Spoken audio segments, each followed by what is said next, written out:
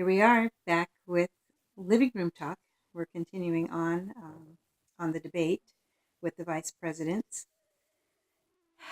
So we said we'd go through um, all the attacks on Trump that Kaine put out and that Pence didn't respond to most of them. You So, okay? what are some of them? All Mexicans are rapists and murderers. I don't think he actually said quite that, but yeah, you've heard it quite a few times that Trump said Mexicans are rapists and murderers. Um, if you actually listen to the speeches and such, it's in the context of he would have somebody come up whose a family member had been raped by a someone that was here illegally from Mexico, or murdered by somebody that was here illegal from Mexico, and then he would go into his speech and talk about Mexicans crossing the borders being rapists and murderers. It wasn't a an accusation that all Mexicans are rapists and murderers, or all immigrants, or even all unauthorized immigrants are rapists and murderers. It was in the Hmm. context of that. And unfortunately, you do the fact checking and stuff, and they say he said this, and it's true. He Yeah, he said it. made these statements, and if you just cut out those statements, you can make them sound much different than the intent. Well, especially when the media takes it and puts their own spin on it Yeah, and they make it sound the way that they want it yeah. You to have to be. realize that Trump is not a politician. He's just getting into this. He's not used to having very guarded words. The things people have liked about him is that he doesn't speak from a script. You never know what he's going to say. And neither do I. Neither do Rather, we. rather than because you've heard the exact same scripted speech over and over and over again. Right. But if you put it into context of regular communication, if you go to a counseling and they try and teach you about communication, they say, listen to what the person says, but not just what they say. Listen to understand them and their meaning. Um, and you get into trouble when you say, well, you said this. And you go, well, yeah, but I didn't mean That's that. not And you what I go, oh, meant. but you said. And, and that's a little bit what we're into with the Trump thing of Right. you said, and your words were exactly this. And you go, yeah, but that's not what I Not what I meant. was trying to communicate. That's not Yes, what I right. meant. So what's some of the other ones? Oh, he called women pigs, slobs, and dogs. I think you looked up on that, right? I googled that because I wanted to know. Okay, who is he calling these people?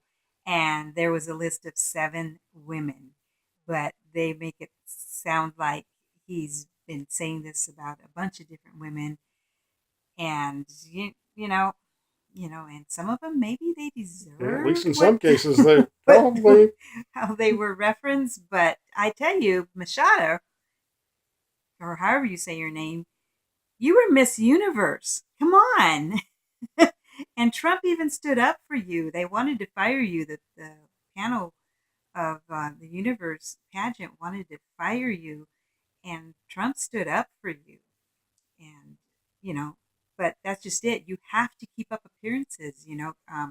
Trump saved your position even though you had gained this extra weight. Yeah, I And think a lot of people, they so, watch these pageants like the Miss America or Miss Universe, and they think this is the end. You have all this competition, and then they get the crown and they get the roses and they cry and it's all over and she won. hmm. That's not the way it works. What happens is she's entered into a contract for a year, and she's going to tour the nation or the world and be a spokesperson for whatever, and do you know signings of pictures or ribbon cutting ceremonies or so. And Yeah, she's a she's representative of the Miss she's paid Universe for a year's pageant. salary to go be a representative. And if you turn around and in 2 months gain 50 pounds, is that what it was? Yeah, Some something like ridiculous that. thing. You've Yeah. really kind of violated your contract. So, you know, Yeah. anyway, let's go on. So, What are some of the other ones? and he keeps praising. Well, they keep saying that he praises Putin from Russia. And I think actually we don't need to deal with that. Pence did a good job of dealing with that. That you know Putin is a strong leader. And face it, Trump respects strength. If you've ever watched him on The Apprentice and other things, he respects people that will stand up and fight for their position or such. Even if he disagrees with them, he still respects strong leadership and such. And I think that's the context in which he looks at Putin. In contrast to, he thinks that our current leaders are wimps and don't do strength, and Putin doesn't respect that. So it's very hard to deal with these really powerful leaders unless you show some strength yourself. Right, unless you are one. So, and then about Trump talking about everybody having nukes. Well, Japan and South Korea. Yeah, I haven't heard that.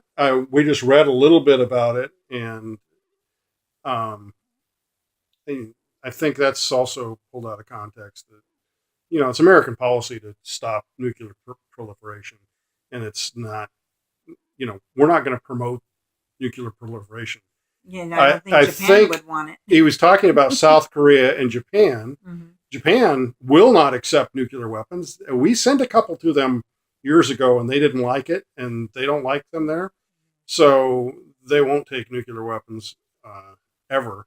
But North Korea has been testing nuclear weapons and firing missiles over South Korea and over Japan. And I think the context was they wouldn't be so willing to do that if those countries had nuclear weapons and could respond. That it's one of these balance of power things. I don't think it's really promoting nuclear weapons proliferation. So that's my spin on it. Hopefully I'm spinning it accurately and not putting a false spin. So you can tell us what you think, and we'll come back to some other stuff about this in our next broadcast. I don't like that term, broadcast. Anyways, our next bedroom talk or living room talk. All right. See you next time.